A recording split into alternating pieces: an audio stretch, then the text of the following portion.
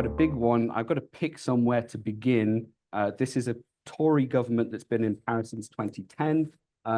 But for the purposes of this particular election, what came before 2019, the last election, is almost irrelevant, right? So I'm going to start in 2019 and discuss how it was that Boris Johnson, Dominic Cummings, and his team managed to secure a big electoral victory. So up until that point, the Conservatives had gone into coalition government, very unusual in UK politics. Then they'd secured a very narrow majority. Then Theresa May had lost that majority, hanging on with a minority government for 2 years. But then Boris Johnson comes in, widely seen as already by that point as an incompetent chancer, manages to get a huge majority, 389 seats. So a working majority of something like 80, very big majority. The way they do that is they promise to end the gridlock on Brexit, and they promise for those voters in the north of England who are already quite pro-Brexit, they've had a very tough time over the past few years with austerity policies, that they promised to get Brexit done, and they promised to refund the regions, something that after the aftermath of the big financial crisis in 2008 had been slowly the English regions in particular, relative to London, had their funding cut. So the idea was we're going to level up the English regions and we're going to get Brexit done. Very quickly they get Brexit done. Good. So people are being repaid, I suppose, for lending Boris Johnson the vote. But then what happens pretty soon after that? No one's really sure what leveling up means and how to do it, right? And then COVID happens. So any pretense of being able to put lots and lots of money, taking advantage of low interest rates into the regions goes away. All of that money gets put into keeping everyone afloat during COVID. The national debt skyrockets, and there's not very much money to go around to fulfill that other part of the bargain. So you've got a bunch of people around the country who are reasonably happy that Brexit's happened, although there are signs that the deal that Boris Johnson managed to get through wasn't the greatest deal, but we were just happy to have some kind of closure on the issue. So that's done. COVID is taking away any sort of fiscal headroom to really make way, if they ever really wanted to make way on the leveling up part of the agenda. So then the scandals start happening. Boris Johnson, well known for being reasonably scandal prone, and his team being quite scandal prone, through COVID, these really quite egregious breaches of public trust start to occur. So the first one, Dominic Cummings, a key advisor, is caught breaking COVID rules to drive him and his family to Barnard Castle, all the way from, which is up in the north of England in Durham, all the way from London. That doesn't go down very well. He ends up having to resign later in the year, but that takes a long time. This becomes a feature of Conservative management of scandals. They take a long time to react, and by the time that they do finally react, it's already too late. The damage has been done. Health Secretary, very important role during COVID, Matt Hancock, is caught having an affair on camera during social distancing. So he's removed. He then goes on, I'm a celebrity, get me out of here. A real embarrassment for the government. Yep, there's lots.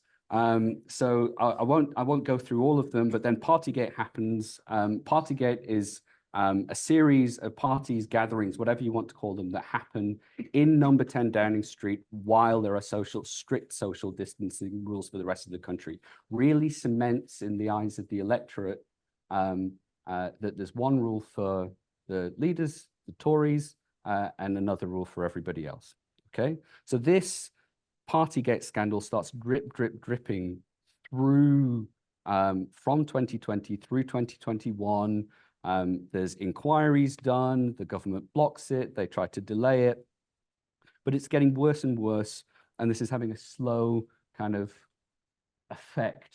So if we can sort of see, it's hard to say, but Partygate sort of happens in the middle of sort of 2021. It starts to come out yet, or early 2022. And you can see that there's a big kind of drop in the polling numbers for the Conservatives. The blue line around that sort of time. At the start of 2022, and it gets worse and worse. The thing that finally does Boris Johnson in is not actually Partygate. It's related to Partygate, but it's another scandal. So it's known as the Chris Pincher scandal. Boris Johnson very believably said Pincher by name, Pincher by nature. Whether he said it or not is largely irrelevant. It's so believable. It's exactly the kind of thing that Boris Johnson would say. So this scandal, which Boris Johnson then lied about, said he had no knowledge of it. It was proven that he had had at least some knowledge of internal investigations into sexual harassment from Chris Pincher. This led to the resignation of the Health Secretary, Sajid Javid, and then Rishi Sunak, and then 57 odd other Conservative MPs from positions of government. Makes Boris Johnson's position completely untenable. So where do we go from there? Liz Truss. Liz Truss. So Liz Truss, as you may well know, I'm sure you know, a disastrous short tenure as Prime Minister. She decides to react to Britain's lack of fiscal headroom that everybody knew was a serious problem for an incoming government by trying to legislate huge tax cuts. This leads to a run on UK bonds in the bond market, UK gilds, sorry, and this basically is the death knell for Liz Truss. Is the closest kind of thing that we have to the dismissal in terms of a government trying to sort of say that it has money that it doesn't have. The international markets lose confidence, and while we don't have, we haven't had a proper King's dismissal since 1830. Basically, the Bank of London was the dismisser in that case. So that brings Rishi Sunak, who had lost to Liz Truss in the Conservative Party leadership election, and he promises to bring back some semblance of competence. He has some pledges by which to judge him in terms of his policy. He says, and these are the pledges.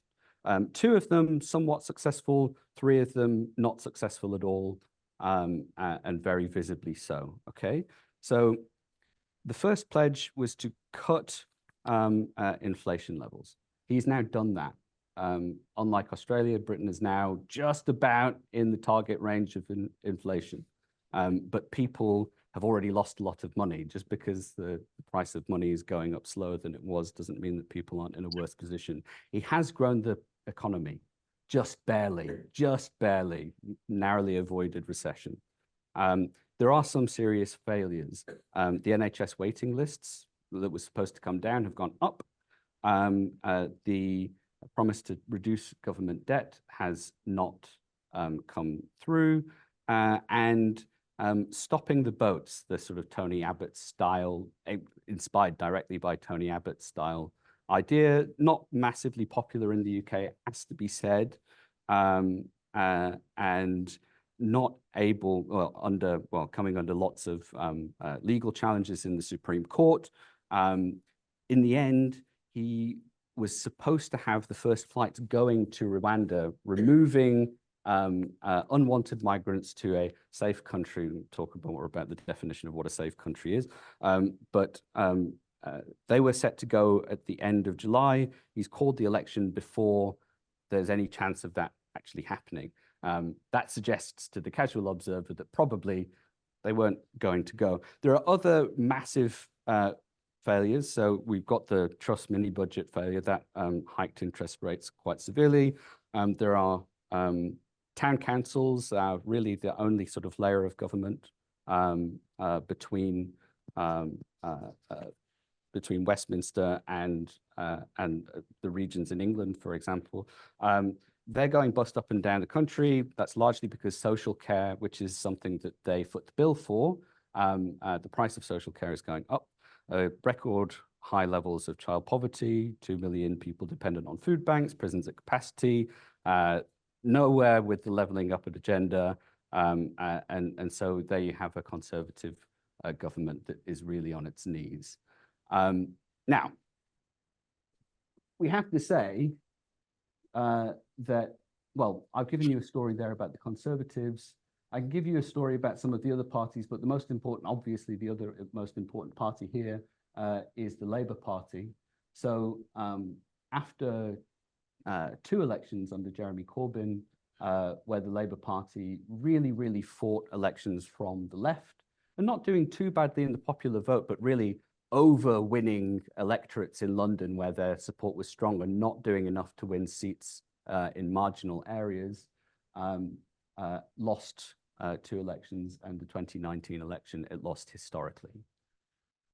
Keir Starmer comes in, pledges to change the Labour Party, move it closer to the centre ground, remove or, well, try to deal with really effectively allegations of anti-Semitism that were rife in the Labour Party at the time. Very strong support for Palestine beforehand, less so under Keir Starmer. In terms of policy promises, Keir Starmer has. Can I move this? I wonder if. Oh, okay. Yeah. Is that going to work? No, I'm not sure. Anyway, that's. Just look at the next slide. Here we go. Yeah. Next. Next one. Manifestos. So in terms of policies, what does that journey look like? I think I'll just talk mainly what in terms of what happens for Labour. Next one, please. Okay, so here we've got some dots. This is sort of my own analysis of the manifesto promises from 2015, 2017, 2019, 2024. The blue dots with the square, that's the Conservative Party. The red dots with the circle, that's the Labour Party. Hopefully that's clear to everybody. So as you see, in 2017 and 19 under Corbyn, there's a very sharp move to the left, and Starmer moves it to the centre ground. Try to reduce distance on an aspect of policy that traditionally the Conservatives do well on. Next slide, please. Health and social care. This is the one thing that Jeremy Corbyn really had over the Conservatives. Labour is seen as the party of the NHS. It's seen as the best party for health and social care. Not too much movement, but still slight movement towards the centre ground from Keir Starmer, but still there's a kind of a gap, which is useful. The idea behind this kind of strategy in terms of moving policy for the Labour Party is to try to make sure that there's a distinction between the parties where you have an advantage and not very much distinction where you don't have an advantage. Okay, next slide, please. On the environment, we see almost no difference between the Conservatives and Labour here.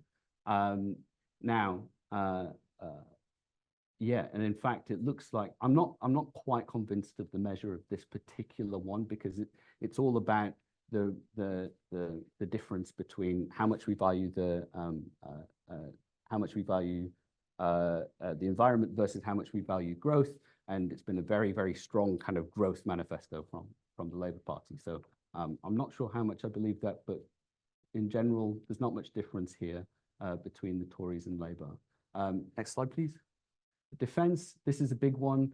Jeremy Corbyn, widely seen as kind of an old kind of old Trotskyite, very Peace Corps kind of politician, and the Conservatives.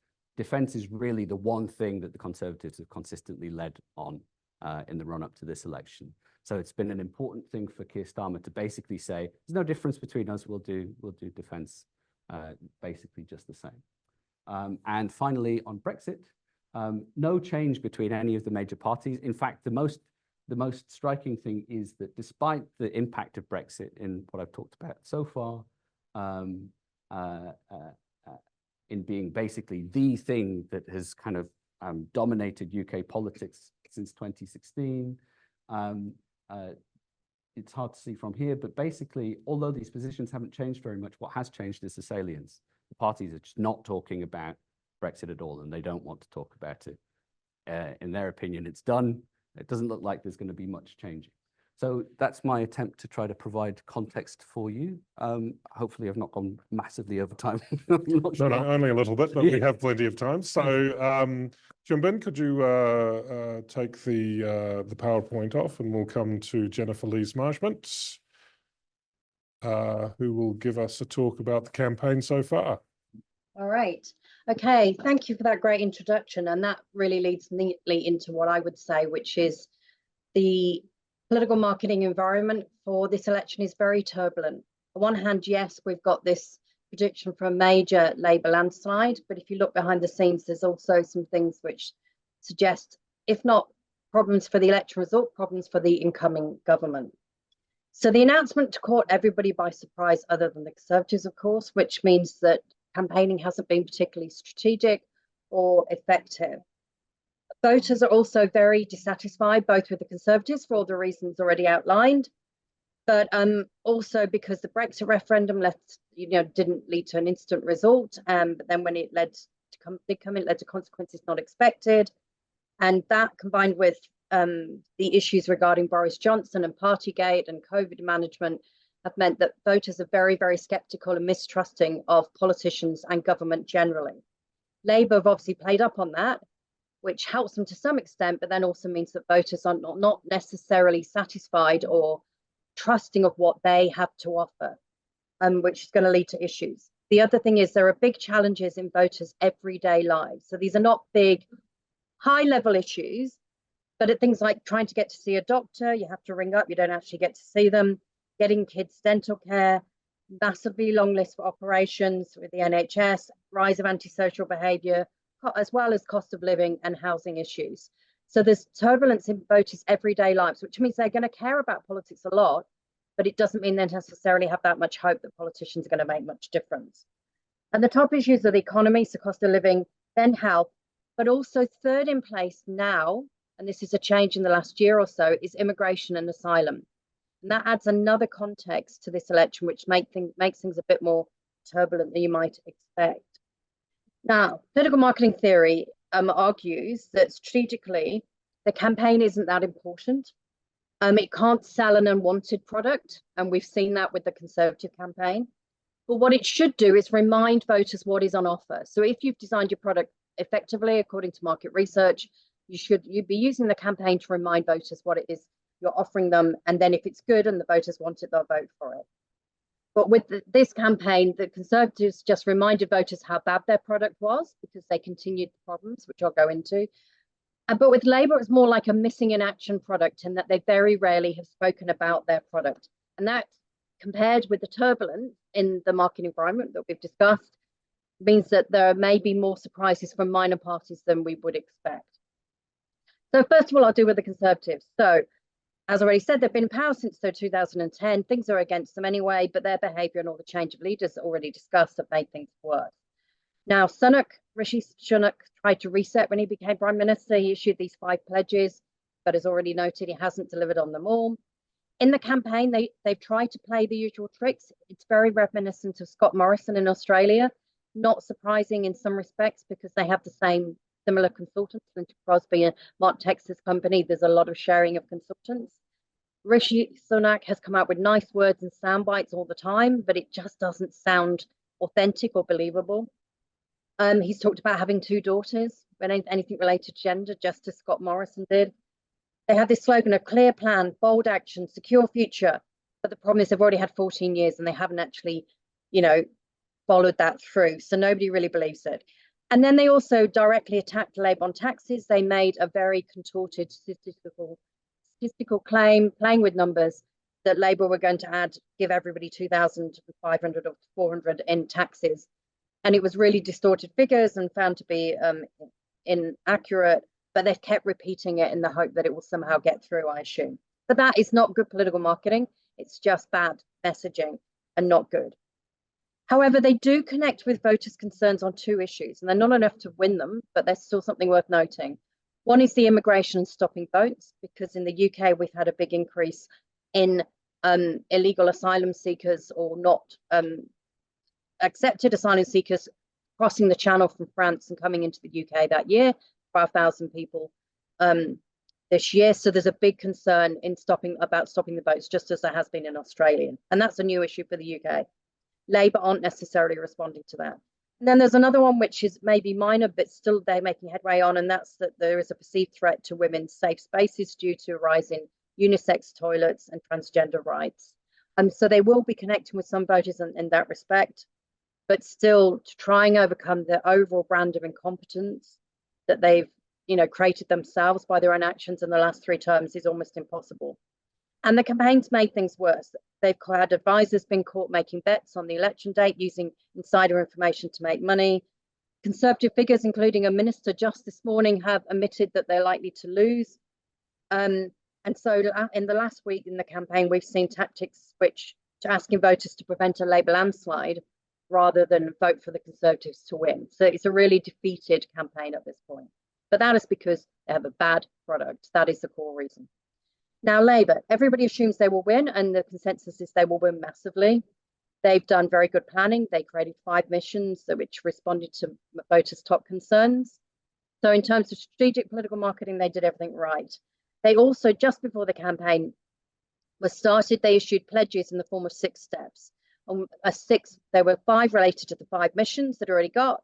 The 6th one was focused on immigration. So clearly they were picking up that this was now rising as an issue in voters' concerns. So they are what we call market oriented.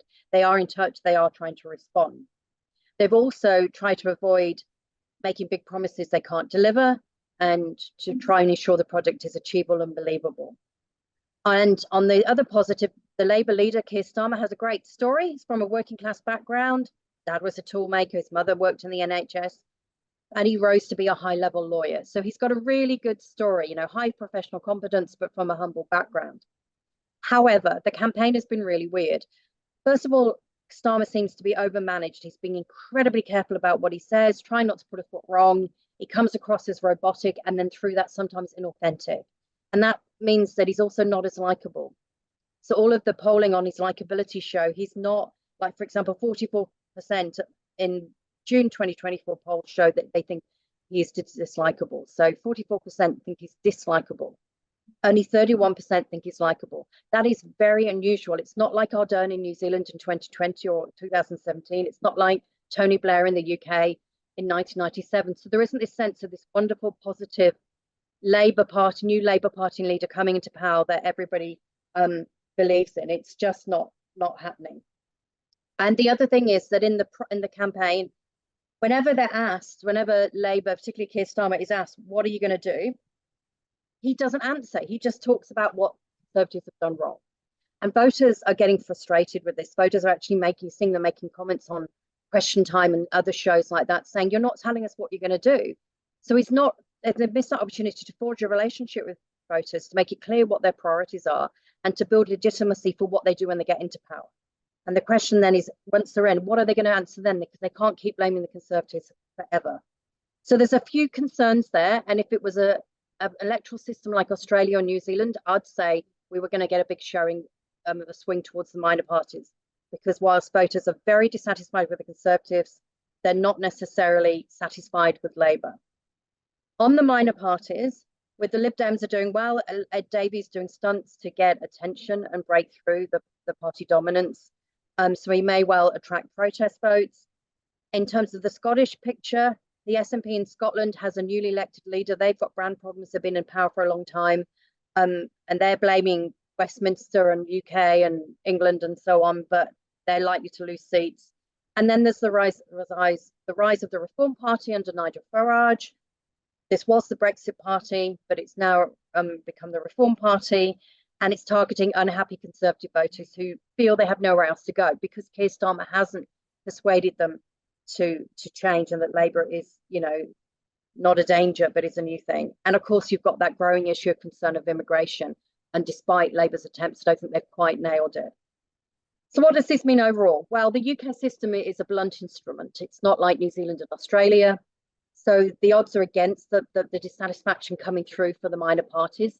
But you never know. It did happen in 2010. They ended up with a coalition between David Cameron and Nick Clegg of the Liberal Democrats. But overall, in political marketing terms, it means it's really a bit of a mess. No one party is using political marketing completely effectively. Yes, the Conservatives are really bad in so many respects. They have not satisfied voters. They haven't delivered. They haven't got competence. They haven't offered a product that people believe in. And they are admitting they're going to lose. And Labour have created a reasonable product that responds to voters' demands, but they haven't campaigned well on it. And Keir Starmer doesn't have a likable brand. So we don't know, even if they win, doesn't mean they've got a strong relationship with voters. And this could mean a bit like Ardern in 2020, massive landslide win, but nobody really knew what the party was other than they'd managed COVID well. They didn't have a clear product. They didn't have a clear delivery plan. And voter satisfaction went down massively with Jacinda Ardern. And so that could happen again.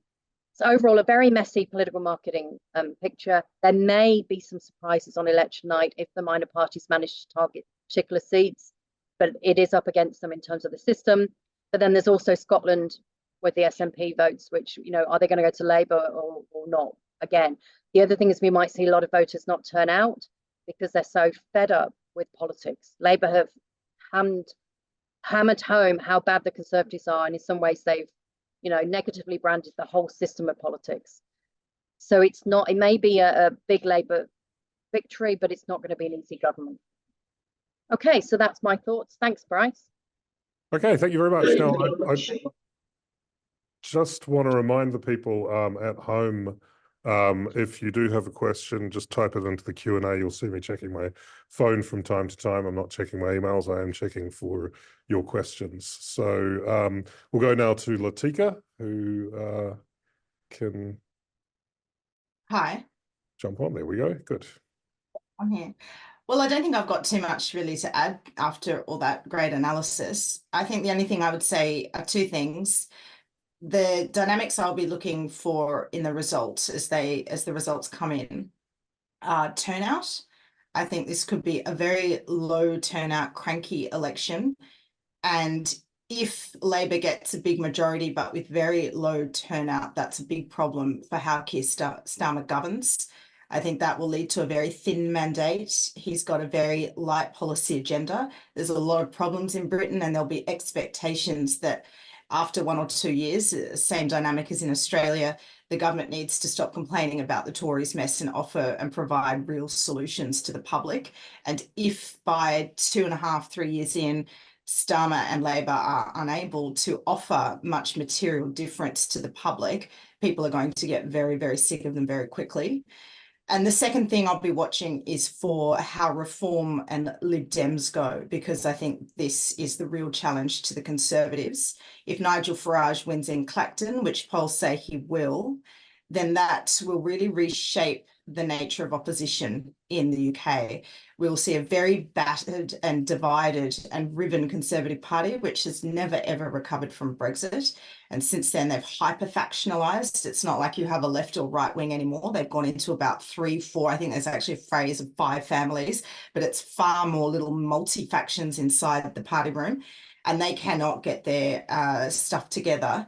And I don't think they will in opposition for a good spell yet. So if Nigel Farage wins in Clacton, he's going to suck up all the energy. He'll become the opposition leader.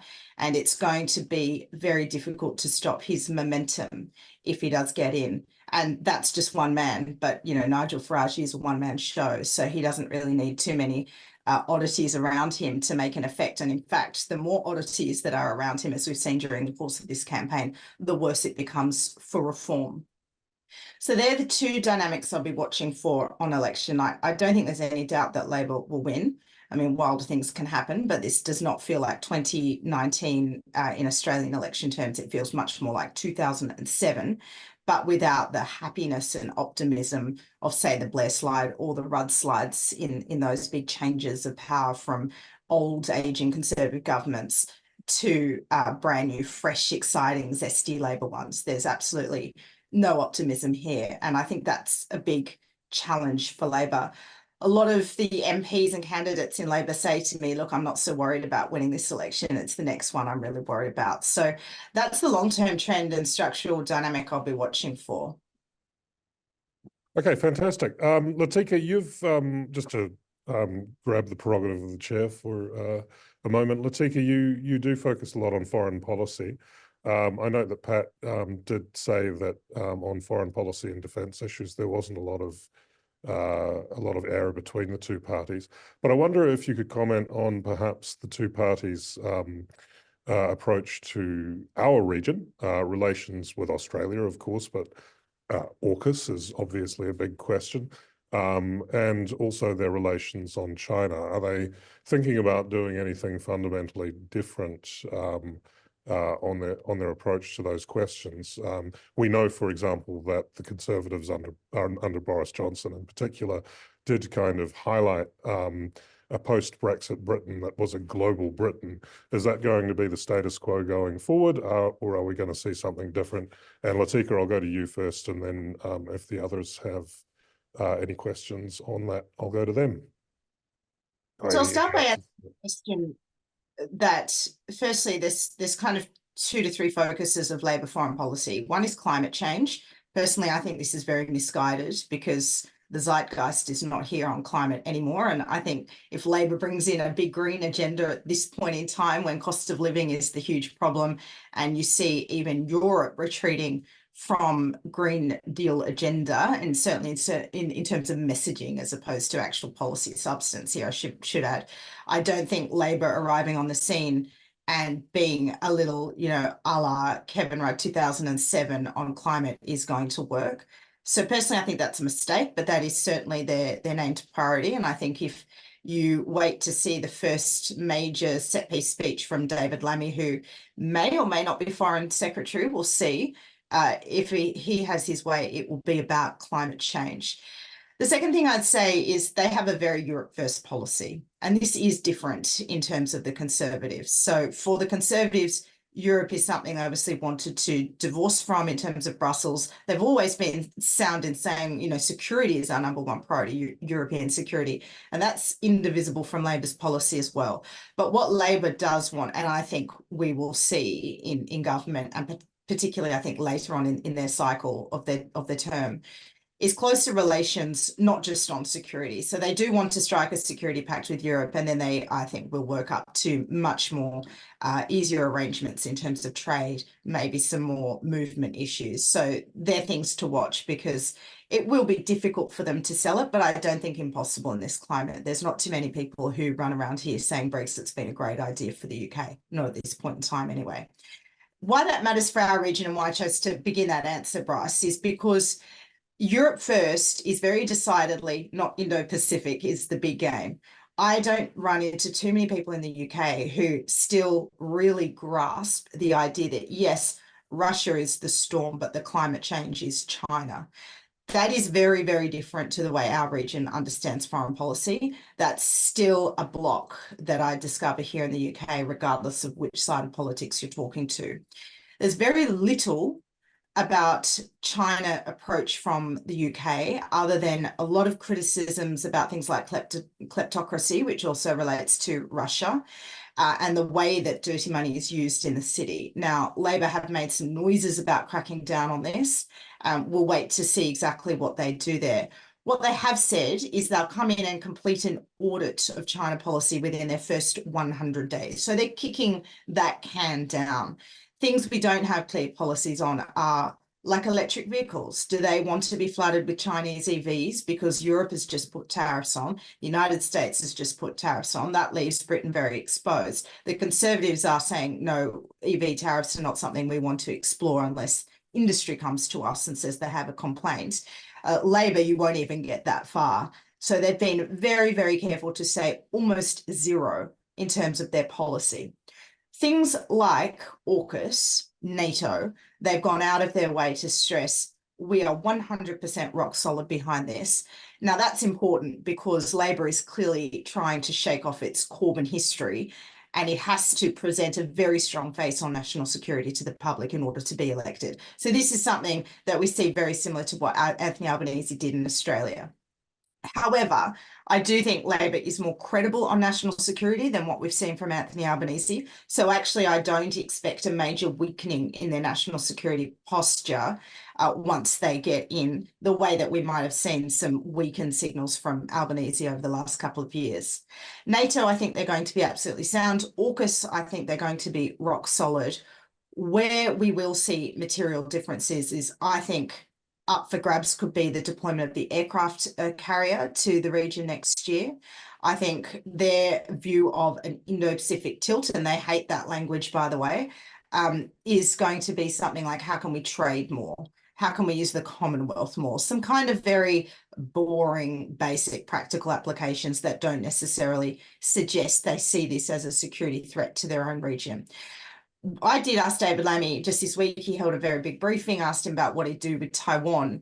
And literally the answer came back, oh, we're no different from the Conservatives on this, without actually saying what he thought the Conservatives' policy was on any event of a scenario in the Taiwan Strait. So I think they have a lot of work to do once they get into government. And I don't think you can take too much from what they're saying right now on what they'll do with China. Other than he did also add, actually, that he wants to see greater engagement with China.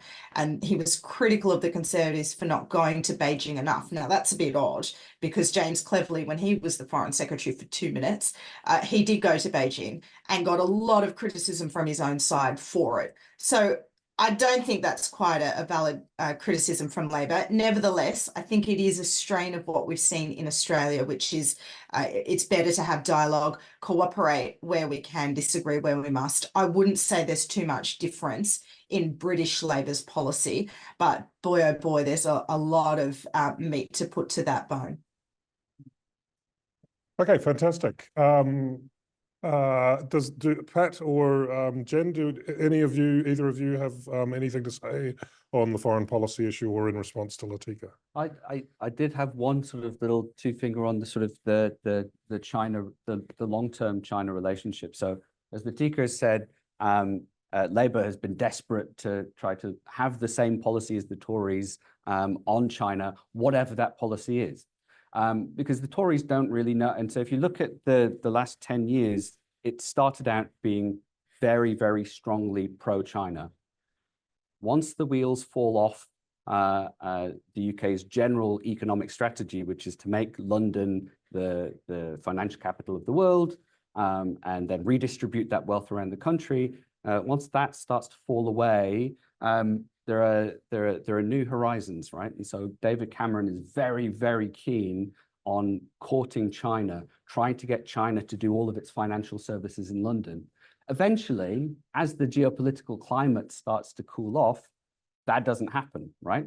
And so without that kind of prospect of all of that capital inflow going away, Boris Johnson and the Tories perfectly fine to go with what Trump thinks about China and start to securitize the relationship and think more in terms of national security.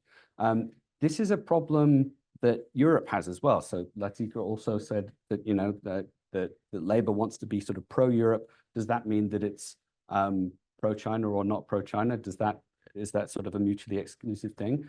With Europe's relationship with China, we don't know. It's been very, very pro on the one hand, bringing in solar energy, mostly manufactured in China, electric vehicles, mostly manufactured in China, lots of deals with technology, mostly coming from China, more so than the United States. It's really been hurting Germany and German industry, but for a long time, Angela Merkel said, well, we're just going to have to do that. But now they're going back the other way as well. So it's kind of an interesting situation, and I'm not sure that anyone in the European region has really decided what to do about it. Okay, for those of us here, if you've got a question, do put up your hand. Hyunbin will come around with the microphones so that Latika and Jennifer and those watching at home can chime in. No great rush. There is a question here about immigration from, I think it's Hattie Bassarin, and I think she's in Victoria. She talks about immigration increasingly become a big political issue in the UK. The question, though, is about the kind of quantification of immigration. Is it actually a problem, I guess? What kind of figures per annum does it involve? And mainly, you know, where do immigrants come from? Does the reference to immigration as an issue and any figure you may mention also involve refugees, particularly from war-torn countries? If not, are refugees also an issue in the UK? She just says she's trying to get a feel for it, and that's the question. I can take that if you like. Okay. Sorry, did you want to? I wonder if one of the other speakers had anything to say quickly, as you did. No, okay, then Latika, go for it. Yeah, it is the number one, I think. Immigration and housing are the two big domestic issues. Obviously, cost of living is a big one.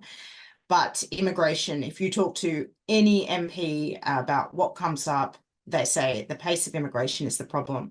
And they're not wrong in terms of the figures. I don't have them with me right now. I'm really sorry, but I can go and get them and we can send them around to you. But net migration has actually reached its highest levels ever in the UK. And this is post-Brexit, which was meant to stop net migration exploding. So this is a big problem. I had an interview with Ian Duncan-Smith, the former Conservative leader, last week, and actually said to him, what's the one thing that you guys didn't address that you should have been taking to voters? And he said, number one, it is immigration. Small boats crossing the channel has been a huge totemic symbolic issue, just like it was for Australia 20 years ago. And that has really enabled the growth of reform, because remember that Brexit was supposed to crush Nigel Farage. Now he's back again. And it's basically because they have not been able to find a way to stop the small boats crossing. And so these two issues have become conflated. The one thing I will say is they have taken in huge numbers of Hong Kongers. They've also taken in huge numbers of Ukrainians, and that has gone down without a single complaint. So in terms of refugee acceptance, that's still very high for the British people. And I think it's a very similar trend in Australia. If people come from distress situations and it seemed to be done legally, there is a huge amount of support in society for it. What is problematic is the way that net migration has just absolutely exploded, and Brexit was supposed to deliver on that promise for them. And that's going to be a huge challenge for Labor. Yeah, Jennifer, I noticed you had an answer in the Q&A. Do you want to come in on this? Yeah, I mean, in terms of the stats, I provided a link to a BBC article because they know it better than I do. But it's the concerns that voters have are not, you know, it's not being racist, right? It's a bit more complex than that. It's concern that we just can't take this big increase in net migration, as Latika said, at the moment, because post-COVID and post-Brexit, when we've lost, you know, a lot of public service staff, public services are not coping, the schools aren't coping, the doctors aren't coping, the dentists aren't coping.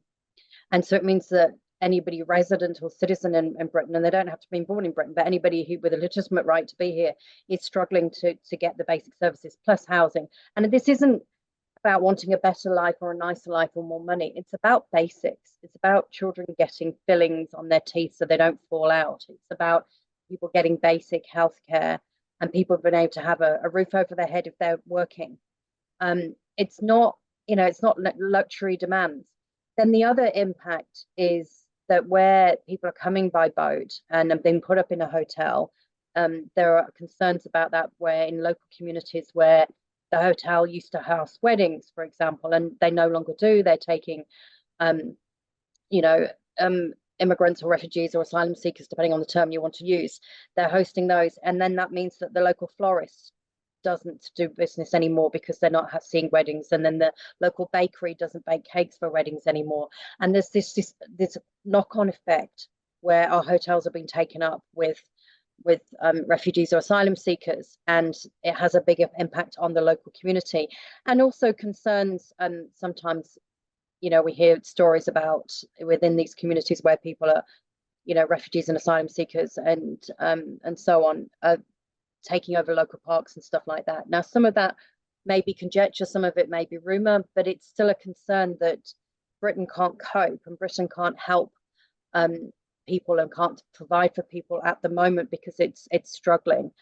And it's a bit of a wider issue than the media might like to necessarily portray always.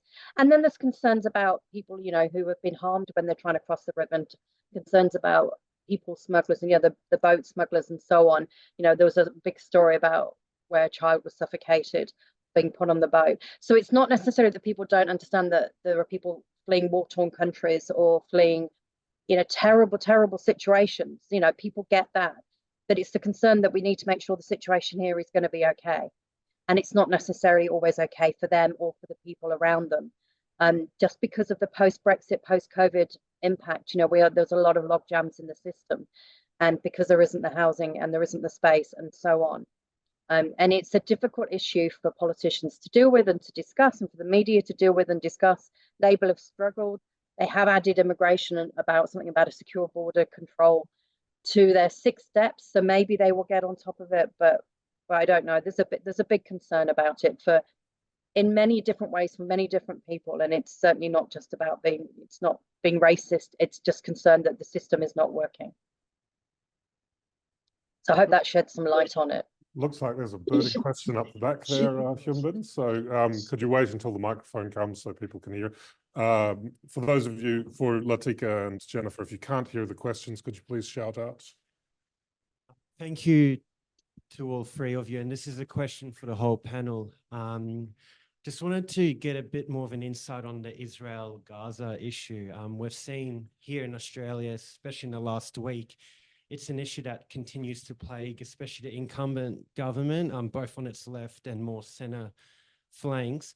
Noting the UK is a staunch supporter of Ukraine and is also contending with the Russia-Ukraine war, I was curious to see if, in your observations, you've seen some trends emerge, and what would this likely mean for a future Labor government? Is this something that could plague them down the track? And I'd also welcome your views on whether it might swing voters to a particular party or not.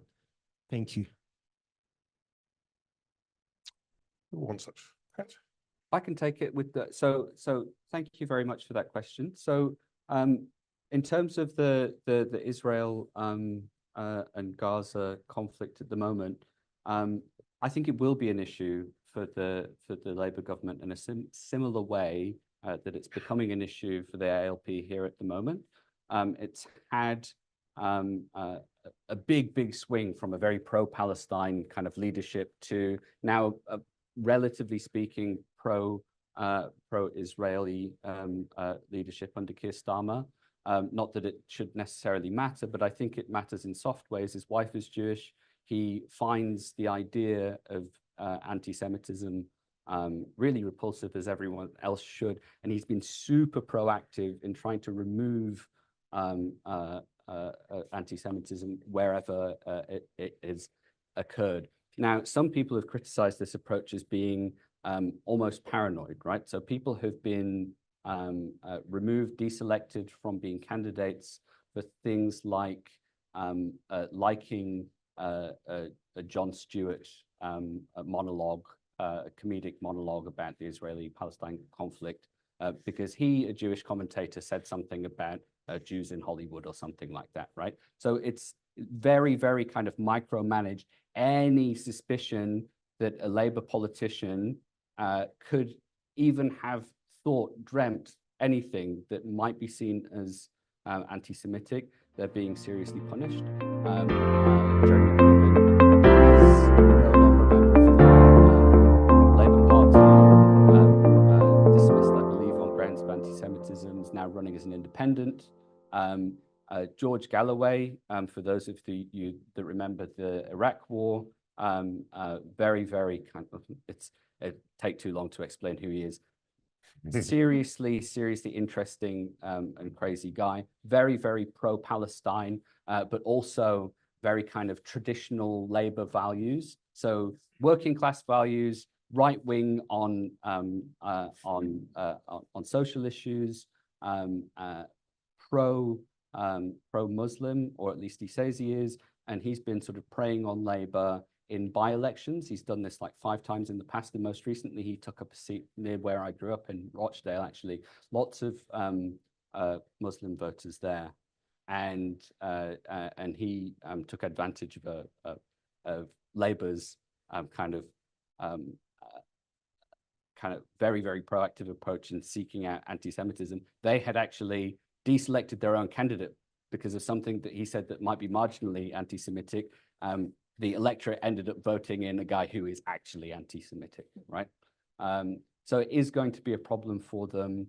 I think a bit like Joe Biden, all that Keir Starmer can hope for is that the whole thing starts to cool down in terms of temperature as it go as the years go on. Yeah. Good. I mean, I wonder if I can sort of trail on with that. I mean, we've just seen with the elections in the European Parliament, not a huge rise in the right. I mean, there were predictions that that the right wing in Europe would sort of take over. We have heard, though, today that, but I wonder what the other speakers might think of this. Latika saying that, you know, Nigel Farage is essentially going to be positioning himself as the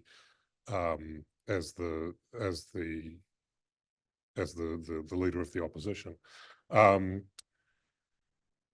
It seems there's something of an ennui in Europe with politics as usual, especially among younger voters who are voting for parties like AfD in Germany and others across the region.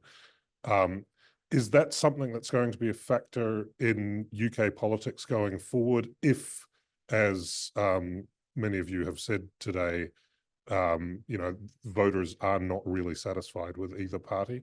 Are we going to see increasingly a kind of reactionary, nationalistic type of force in the UK emerge as a serious political player? Jump in. That's a big question. I mean, it does remain possible that that will happen if issues like immigration aren't dealt with appropriately by mainstream parties. Then they tend to take on extreme forms, and that's true, you know, throughout history. And that's where we might see the rise of reform. It will really depend on this election. It will be a pivotal election for that. Reform happen to get some seats and do better in percentage terms than the Conservatives or close to the Conservatives, as some polls have suggested, then we might see that rise. I mean, you could say that, I mean, there is also, of course, the possibility of the Conservatives reform. They lose badly, they understand where they went wrong, and they reform, they return to the centre ground and more competent behaviour, more competent government and more ethical behaviour, and they reform. But historically, parties haven't done that. So when they lost in 1997, they took a long time to get back to mainstream. William Hague took over and tried to reform them, did all the right things, but the party resisted it. And of course, what happens is when they lose a lot of seats, the people who remain often are the people who have been in, you know, the echelons of power within the party in the safest possible seats, the most right-wing seats, the most loyal voters. And so they're not necessarily the ones who are open to reform. So if that happens, then yes, you might get that. But you don't know. I mean, with a Labour government coming in at this time, it may stem that tide.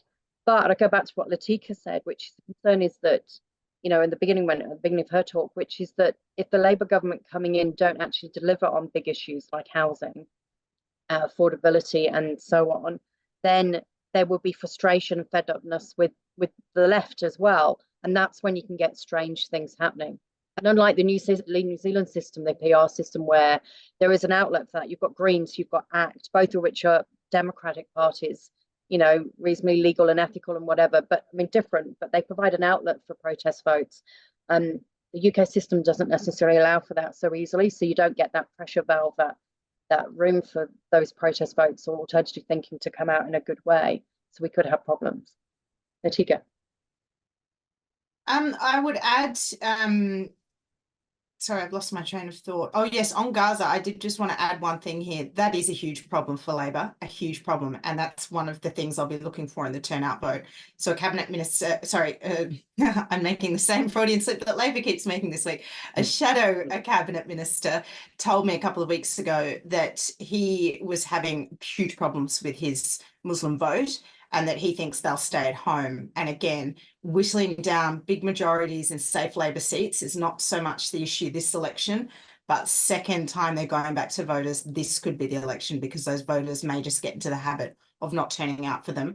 Or by then we might see growth in the Greens as well. And I do think the Greens is maybe a party to watch here. We really might see a lot of protest vote or no turnout votes here, and Gaza will be a huge problem for them. I also agree that this will be an issue for them in government too, in the way that it's becoming one for the ALP. Secondly, in terms of the right, I think this has more complications because I think the first past the post system does help them in a way stop people like reform. I mean, Nigel Farage has tried to get into Parliament 7 times. This is the first time he's actually looking like he might. And these are very, very peculiar, odd circumstances with the complete decimation of the Tory party there. So I'm kind of less worried about any kind of surge of far right making it into government or Parliament. Where I think it might be a problem for Labour is if Le Pen does well in France, that really does upend how might UK Labour deliver on one of their major foreign policy objectives, going back to my original comments, which is resetting relations with the EU. Because if you have a nationalist far-right dynamic playing with some more strength in Brussels and warping perhaps what the EU Commission can deliver, then that I think is problematic for Labour, and it's also very problematic for how they try and deal with stopping small boats, because Labour doesn't want to deport asylum seekers to Rwanda. That's billed as the big deterrent. It's untested at the moment. So the Tories have the legislation in place and they're hoping that flights could get off if they were re-elected. So we don't have that deterrent signal. What Labor has said is, oh, we'll smash the gangs on the French side. We'll work with the French more. I mean, if only that it was that easy, right? The Tories would obviously have done that. So that I think is a big problem for them in how they deliver on their own promises, actually. All right, we are past 7 o'clock. Are there any other questions? No? Okay, well, we've come to time, so I'd like our audience here to join me in the customary manner in thanking our speakers, Pat Leslie, Professor Jennifer Lees-Marshman, and Latika Burke. Thank you very much.